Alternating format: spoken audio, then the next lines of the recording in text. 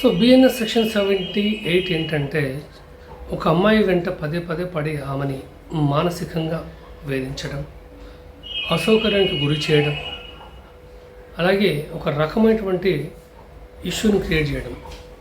ఒక అమ్మాయి నా వెంట పడొద్దురా బాబు అని వారించినప్పటికీ ఆమెను follow follow follow follow follow follow అని చెప్పేసి వెంటపడి అమ్మాయిని కనుక వేధించిన అంటే అది డైరెక్ట్ అమ్మాయి వెంటపడినా సరే ఫిజికల్గా, లేకపోతే సోషల్ మీడియా కావచ్చు, అది యూట్యూబ్ కావచ్చు, ఫేస్బుక్ కావచ్చు, ఇంకేదైనా కావచ్చు. ఎందుకంటే ఈ మధ్యనే చాలామంది ఏం చేస్తున్నారు, ఫోన్లో మెసేజ్ పంపిస్తారు, ఫేస్బుక్లో పంపిస్తారు, ఇన్స్టాగ్రామ్లో పంపిస్తారు, చివరికి యూట్యూబ్లో కామెంట్స్ రూపంలో కూడా ప్రపోజ్ చేస్తూ ఉన్నారు, వాళ్ళంట పడుతున్నారు. కొద్దిమంది మరీ ఎక్స్ట్రీమ్గా ఉన్న వాళ్ళైతే వాళ్ళ ఫోన్ నెంబర్ తెలిస్తే ఫోన్పే, గూగుల్ పేలో కూడా మెసేజ్ పంపించేసి అమ్మాయిని వేధిస్తూ ఉన్నారు. ఎవరైనా సరే ఒక అమ్మాయి వెంటపడి వేధించి ఈ విధంగా ఒక అమ్మాయిని కనుక వేధించినట్లయితే వాళ్ళకి 3 సంవత్సరాల వరకు జైలు శిక్ష, అలాగే జరిమానా కూడా ఉంటుంది.